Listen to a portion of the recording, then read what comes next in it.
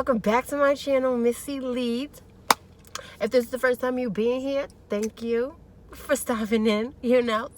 Stay a while, hit that like button, hit that subscribe button, and drop down in the comments below. You know what to do. Let's not act like this is your first rodeo.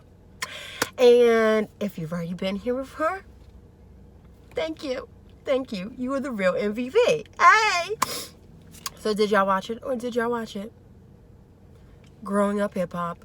This episode was the driest episode I've ever seen. I was able to have a whole full conversation on the phone. I was doing multiple things. I was nowhere near interested. I had to watch it again for the 4 or 5 times that they play it back to back to back. BTV, I need to figure out something. I'm just saying. Yeah. That's how boring it was. Really, I'm just gonna hit the parts that I even remember. There wasn't really anything that I remember. Okay, so Angela went out on that little date with Boogie. Well, it wasn't a date. It was... Oh, wait, no. Before he went on a date, he did meet up with Dame Dash. Okay. So let's start with that, right? So Dame Dash meets with his son, and they're talking about their little family issues. One thing that Dame Dash said that I felt was funny, but I don't know. I think we as African Americans, we need to maybe stop saying it because it's kind of bad. So I'm saying this to myself as I'm saying to other people. When he said that his daughter drove off and ignored him like she's white or something along that effect. First off, no boo-boo. Because I've met plenty of white people who discipline their children. Your child drove off like she's entitled in the car that you bought her, because that was his exact words. She was disrespectful like she was white in terms of not how she speaks or anything like that. It was, I bought you this car. How I'm gonna buy you a whole car and you just gonna drive away as I'm speaking to you? That's some white people stuff, right? Nowadays, how a lot of African Americans are starting to become, it's not really a white people thing. It's just that people don't want to put their kids in check. Let's just keep it honest. People ain't putting their kids in check. And your kid is very privileged. You sit up there oh yeah, your kids do this and your kids do that. Nah, your kids are mad privileged. That little girl that she was grown as hell, just like you said. She drove around. She drove out the driveway, or she drove away, I should say. And she did not care while you were talking to her. Like she was white. I thought that was amusing to me. Dame, you act like you all hard and rah in the streets, but look at your child. Clearly your kids are way too privileged, because that would not fly if you was still living in the hood. I'm just saying. Boogie wants to do this whole rehab thing. It's cute. Dame is trying to make sense of it. He's like, yo, I've seen this dude that he's meeting with. Isn't that the guy from the rehab? Come to find out, is the guy from the rehab, his old rehab, Boogie's old rehab. He wants to make a rehab. He bought this house. Dame is trying to make sense of it. He's like, hold up. From what money? Oh, from that money from over there? He didn't say where he got the money from, so I'm wondering. Then Boogie's talked about how he got a loan. Dame is surprised that he even has credit. You don't know about your son. First off, Dame is so go hard on, oh, don't work for another man. But you didn't even know that your son had credit. So that means you're not instilling in your children that, you have to have good credit. Let's try to get this credit together. You're surprised that he was able to, get a loan from the bank. To me, I find that very interesting, talking about, oh, I don't want to work in another, with another man that's sitting on another man's lap. I'm referring back to this Breakfast Club interview he did. Ever since then, he's just interesting to me, so I critique him even harder. Anyways, after him asking the same question about 4 times, it finally clicks in his head where all the money was allocated to.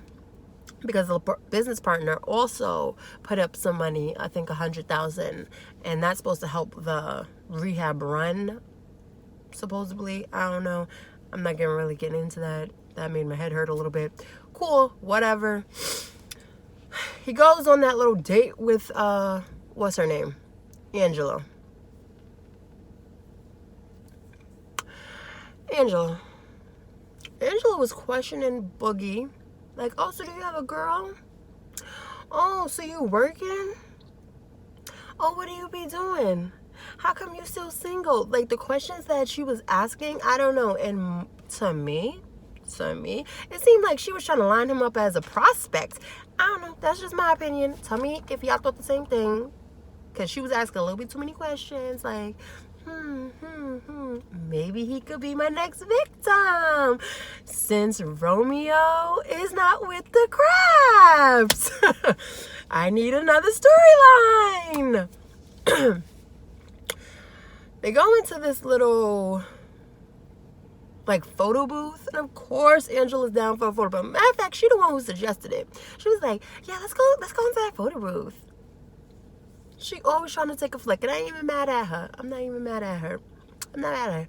Take your flicks, girl. Take your flicks. But Boogie wasn't even in any of the pictures. Like, he was halfway cut out of all of them. I was just like, did y'all not see it in the little frame when you were taking the picture? Was it just me? Yes, no, maybe so. Okay. Oh, let's touch on Egypt. That was actually the beginning of the episode. It left off from when the whole barbecue and how Lil Wayne's adopted son, he needs to be Lil Wayne's adopted son, ran over and told Egypt, oh, you're in love with Sam.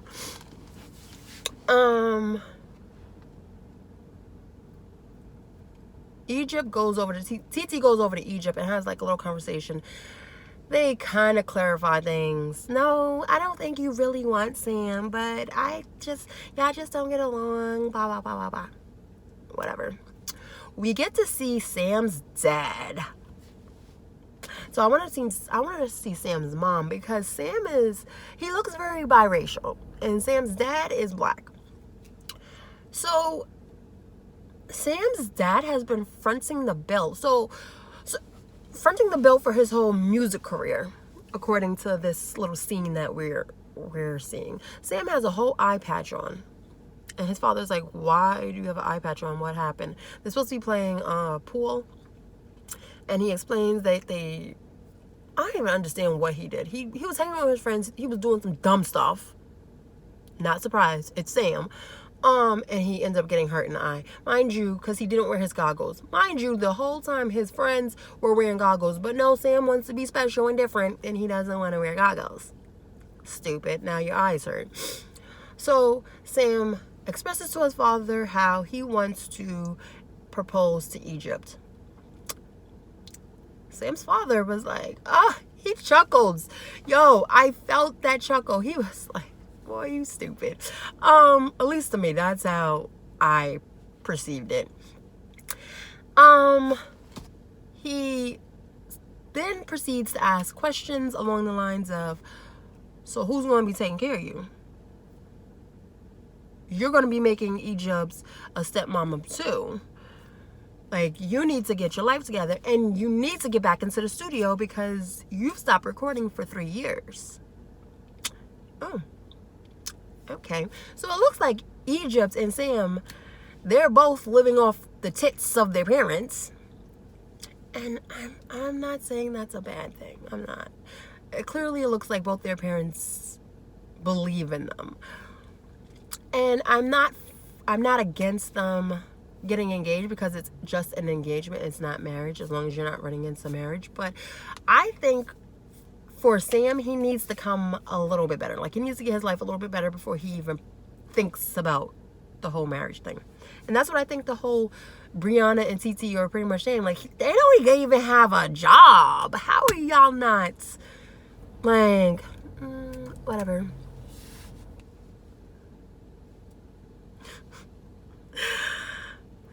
Sam's father's asking all these questions, and it finally dawns on Sam, like, oh, Thank God my father asked me these questions, because Tretch is probably going to be asking me the same things.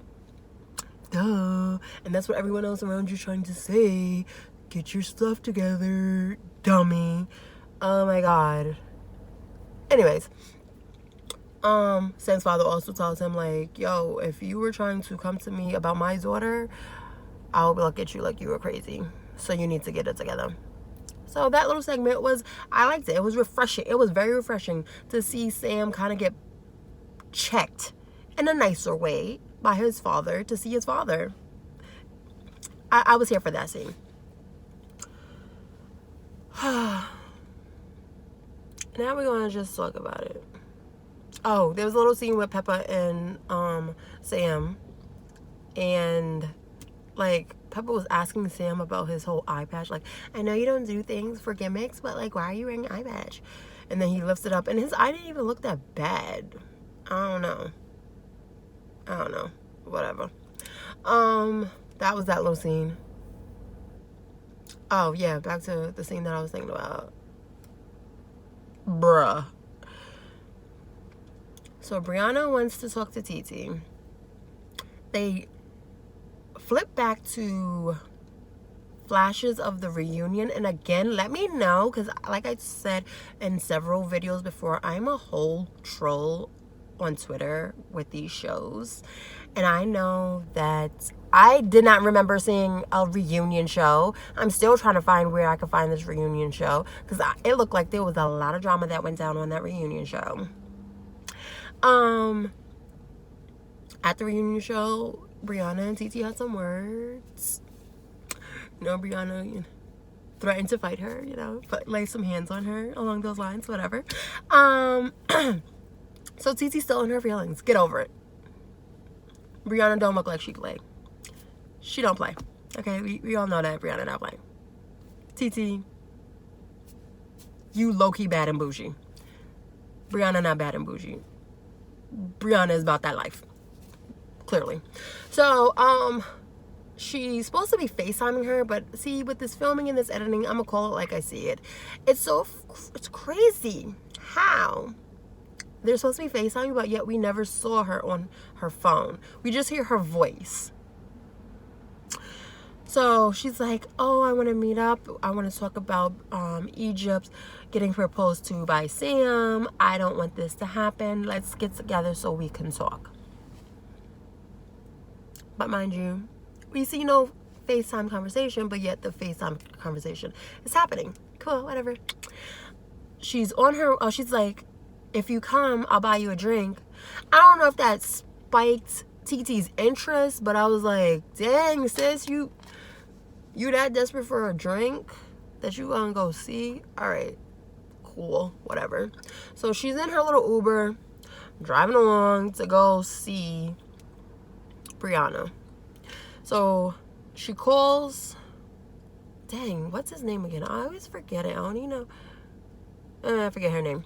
Tretch's son. Not Tretch's son. Peppa's son. For some reason, it's slipping my head what his name is. Whatever.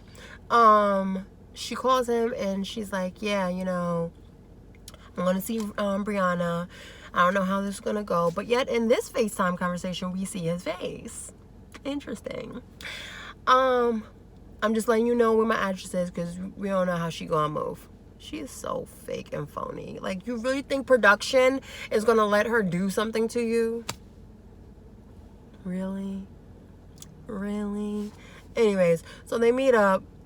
Peppa's hairstylist is there. And they're kind of like low-key kikiing. At the end of the day, the whole scene was about how they're going to stop this engagement. Like I said, this episode was corny as heck. I'm really looking forward to next week's episode. I thought this episode was going to give me a little something, but it didn't. I'll catch y'all on the next video.